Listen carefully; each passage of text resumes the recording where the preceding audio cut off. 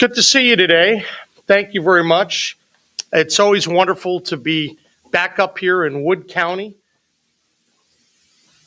I'll let everyone grab a seat here. Today, I'm joined here by members of our National Guard and West Virginia's law enforcement for an important announcement about the safety of our citizens. We also have a number of elected officials here today. I think I see, well, maybe one. This is good. Nice. Oh, and you. Nice to see you. Absolutely. Good to see you. It's nice that folks are here to talk about a very important issue for West Virginia. I think just about everyone here serves our state or our nation in one form or another, and I want to always thank the people that are doing the hard work because you're making a difference. You know, I know that when I served as the state attorney general, I was always very focused on the drug fights and what was happening and the undocumented aliens that were flooding into our country. And I used to call it the Biden border disorder because I knew that West Virginia was a border state because we had to wrestle with the consequences of seemingly unlimited amounts of fentanyl flooding into our state. And that was in part to what was happening and the absolute callous indifference to human life that we were seeing over that period. Fentanyl was slaughtering our citizens, still is to some degree, but the numbers are coming down. So I was always motivated on these immigration issues by what we could do in West Virginia to reduce the drug problem. And so that's what got me very interested. And earlier this year, we were working with corrections and others on the 287G program, and I wanted to quickly signal my intent to let the state know we're going to stand by President Trump and his efforts to tighten up the border because it will matter for West Virginians. And that's exactly what we've done. And by the way, you could see the results with the Trump administration. They've been phenomenal. And I'm just so proud of our president and what he's done. It's not getting enough attention that this president is standing up, and what he's did from a border perspective is truly unbelievable. I want people to know that, and I know West Virginians are deeply grateful because I think it also ties into our broader efforts to get substance abuse deaths down. During the Biden administration, millions and millions of people unlawfully entered our country. We had no knowledge of who they were or if they were a threat to our citizens. This was an assault on our sovereignty and the rule of law. And quite frankly, it's an insult to those who immigrated here the right way. Biden's border disorder and the refusal to take action on illegal immigration made our country less safe. And West Virginia, well, we paid a very heavy price for that. Our state was flooded with massive amounts of fentanyl and other illicit drugs that tore apart so many of our communities. Now, we're still dealing with that mess.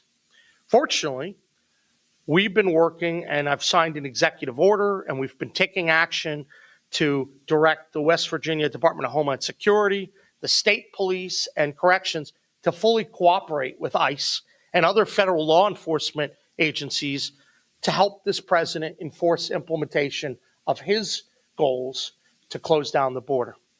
We also sent a letter to local law enforcement, letting them know of their options to be part of this as well. And our intent is to take any legal necessary action to protect our citizens. That's what I've always done as Attorney General. That's what I'm going to keep doing as governor. We need to make sure that we're stepping up in this area. And that brings us to why we're here today. I talked a little bit earlier in the year about the importance of the 287G program. Well, today I'm pleased to announce that the West Virginia National Guard, the state police, and the Division of Corrections have all signed memorandum of agreement with ICE to begin formal participation. Now, we had some announcements earlier this year, but now it's clear these agencies are going to be putting the time in and they're getting trained. And in many cases, this is training of about 40 hours for the individuals who will be participating in. That's significant. 287G, as many of you know, is a program from ICE that delegates to states and local law enforcement officers the authority to perform specified immigration enforcement functions. And the National Guard and state police, they're going to participate in the task force model, which includes a number of different authorities. I'll just tick off a few, but the others will be available on our website. This gives them the ability to interrogate any alien or person believed to be an alien as to his right to remain in the United States, to process for violations those individuals who've been arrested for state and federal criminal offenses. And then there are a number of other areas to arrest without warrant for felonies which have been committed and which are cognizable under any law of the United States regulating admission, exclusion, or removal of aliens if the officer had a reason to believe that a violation of law occurred. And there are a number of other tasks as well that are very important. And what's happening here is that the local and state authorities were going to be working very closely with ICE in order to make a huge difference in helping this president achieve his goals and helping our citizens, quite frankly, feel safer in their communities. That's what it's all about. If you remember from some of my previous press conferences earlier in the year, West Virginia had a number of illegal aliens that were detained at our state correction facilities. Back in February, we would count about 60 to 70 on any given day, and that number fluctuates hour to hour on a daily basis. As of 9 o'clock this morning, West Virginia has 88 illegal aliens in its custody.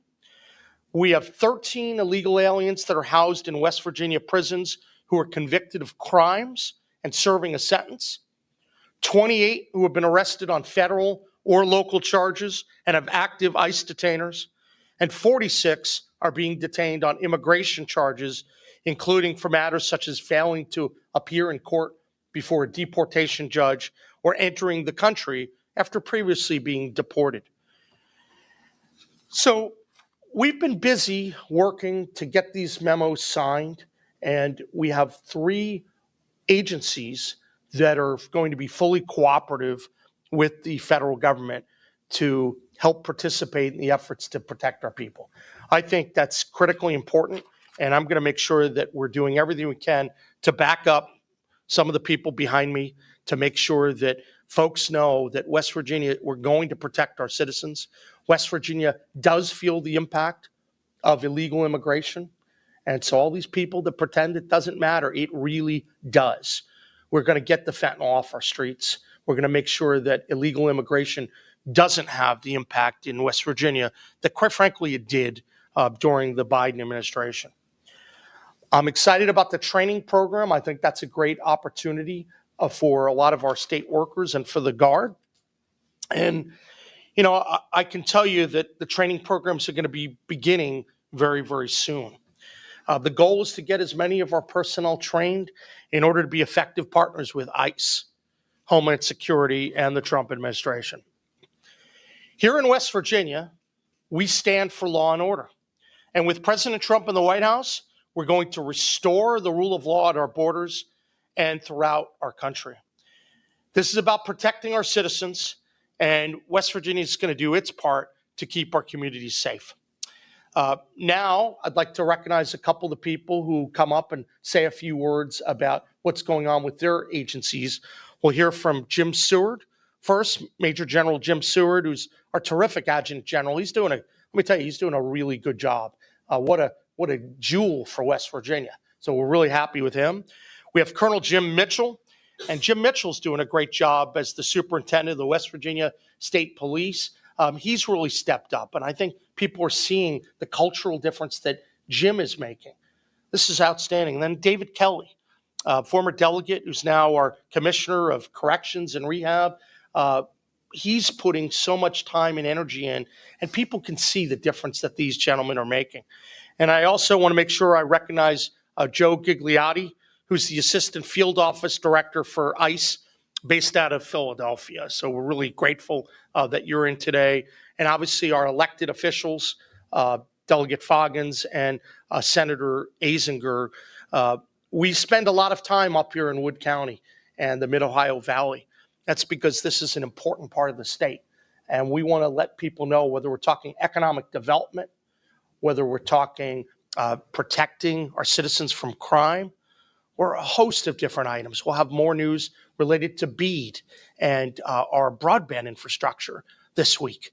We're going to keep doing everything we can to help this region of the state, and quite frankly, all parts of West Virginia remain safe and strong.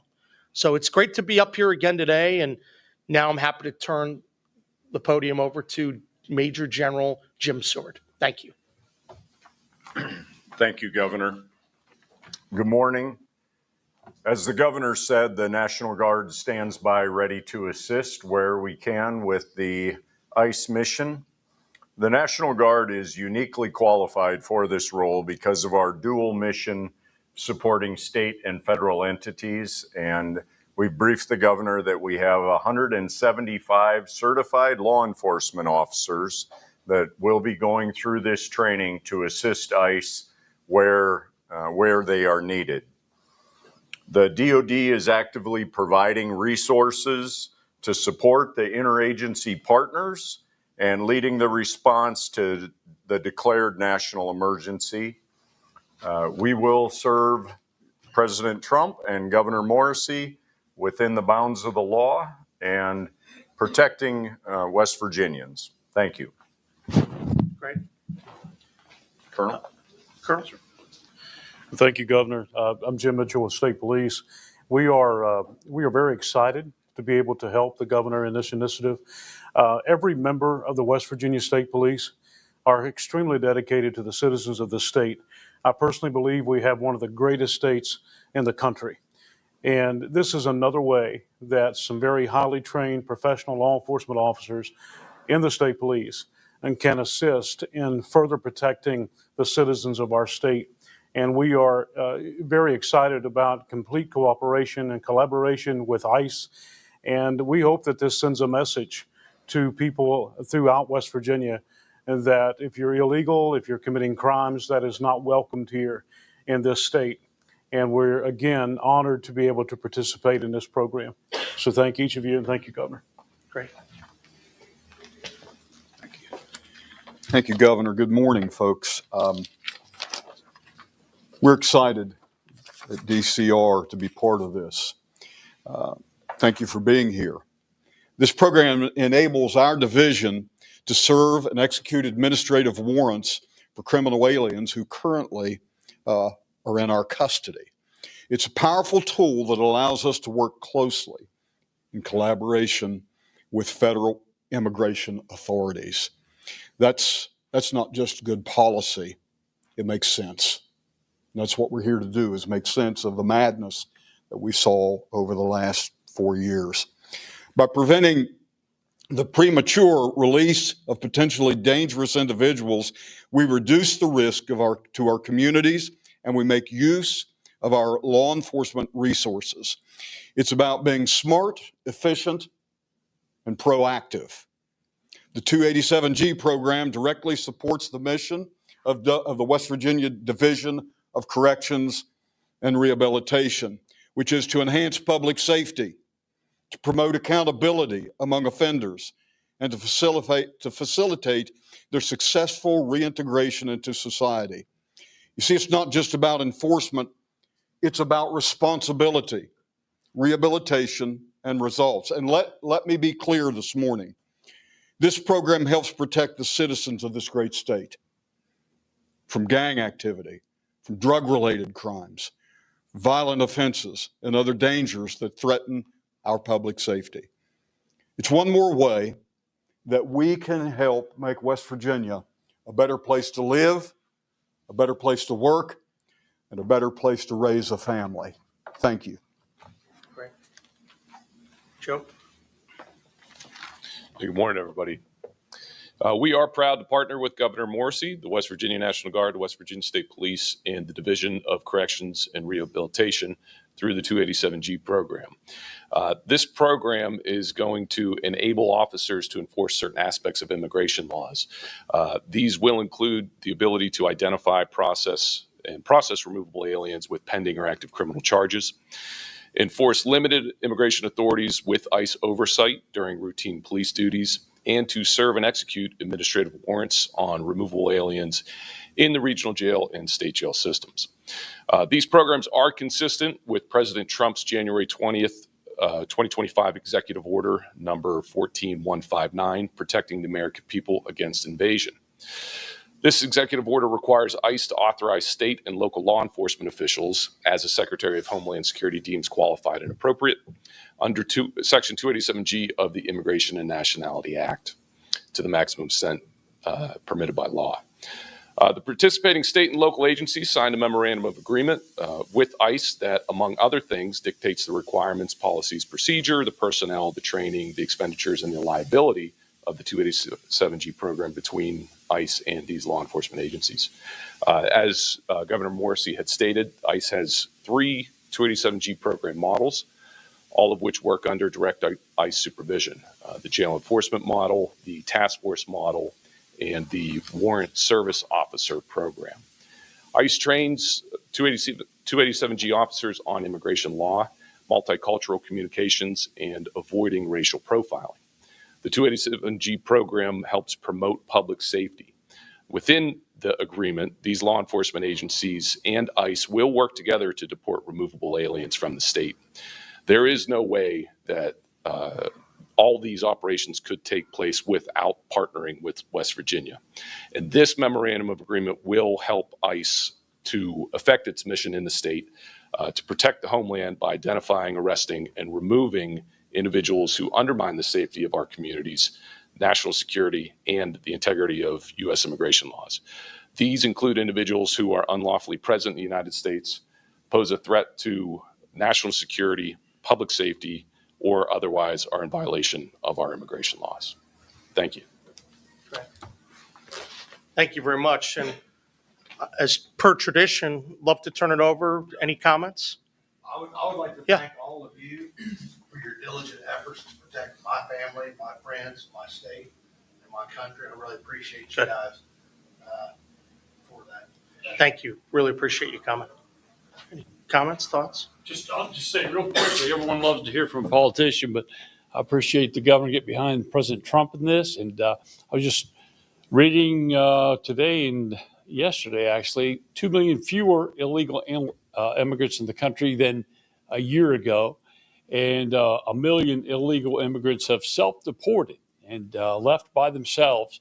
And we are a nation of immigrants, but we want immigrants who love America and who will fly the American flag and not the flag of their country of birth. This is America. Let's love America. So thank you, Governor Morrisey, and all you men that I admire so much and appreciate so much. Thank you.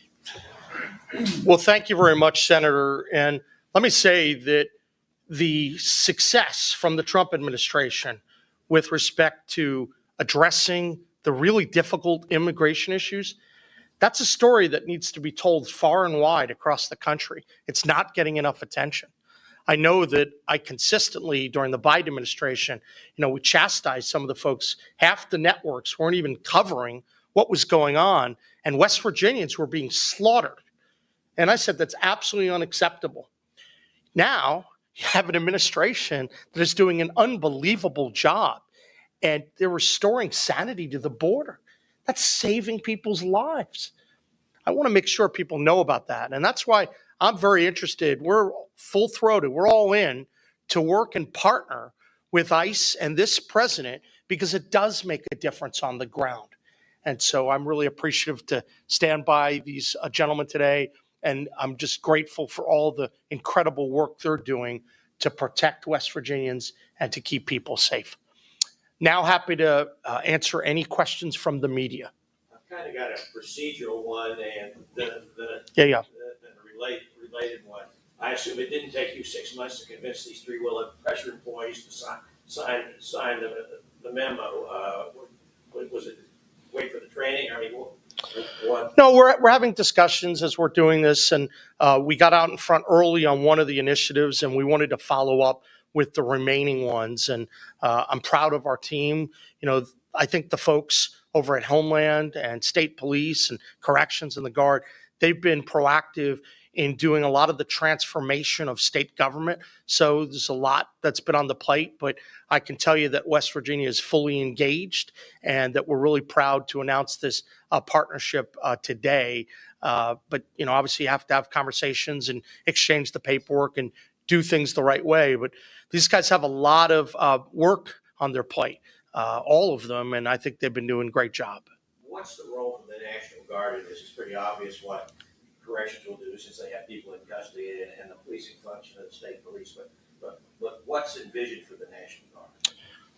Jim, do you want to chat about that? Certainly. Thank you, Governor. As I mentioned earlier, we have approximately 175 certified law enforcement officers in the National Guard who will be undergoing the training, and they will assist ICE in those types of duties that Joe talked about, whether that's assisting ICE officers on the street, working on paperwork, as necessary. They're allowed under law, because they're certified law enforcement officers and they will have the ICE training, they will be allowed to assist law enforcement in law enforcement type duties, but that's restricted to our law enforcement officers. So none of the people that ICE has in our correctional system now, other than being arrested maybe for a crime they committed in West Virginia, our state law enforcement agencies haven't been involved in picking these people up, right? I don't know the answer to that, but I'm sure we can get you the answer if somebody behind me. I think to date, it's been limited to the Department of Corrections because we had announced that earlier this year, but now we're announcing the expansion to state police and to National Guard. Any other questions from the media? Brett, WTAP? Anyone? I got an unrelated question. I'm telling you, these open press conferences, just make sure you cover the main show. Half the time we hear that the people ask different questions, and then you come up to an event and that's why we're up there? I'm just kidding with you, Bob. Go. I'm sort of in a position to paraphrase a conversation that I didn't actually hear, but I understand that President Hardesty from the state school board was extremely critical of the positions you've taken on the vaccine, and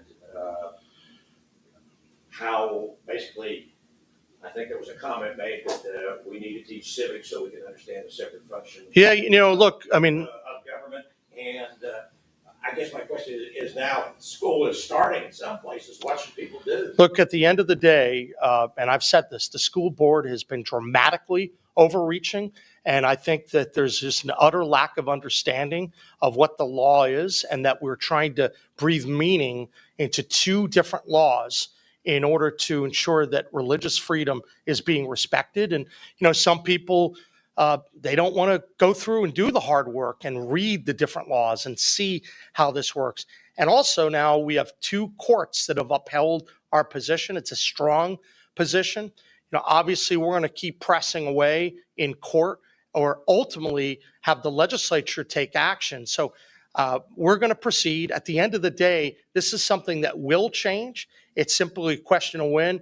And just deeply disappointing that the school board is overreaching and not recognizing that they're out of touch with West Virginia on not only this issue, but a lot of the other issues that have come to the fore. And we're going to have a lot of broader discussions about the role of the school board, because we need to make sure that there's political accountability with all officials in West Virginia government. Before I came here, I got a hold of a press release from the West Virginia Mountain Party. I guess they're organizing a protest against ICE being in West Virginia. Have you heard about this, and do you have any kind of response? I guess there's always these things where you see different things happening in different parts of the country. They're worried about certain things happening or people's rights maybe not fully observed. What's your response? Look, the First Amendment is a wonderful thing. And so folks have the ability to go out and protest to their heart's content. I want to thank ICE and the leadership that's been shown by that agency and also by the Trump administration for closing down the border.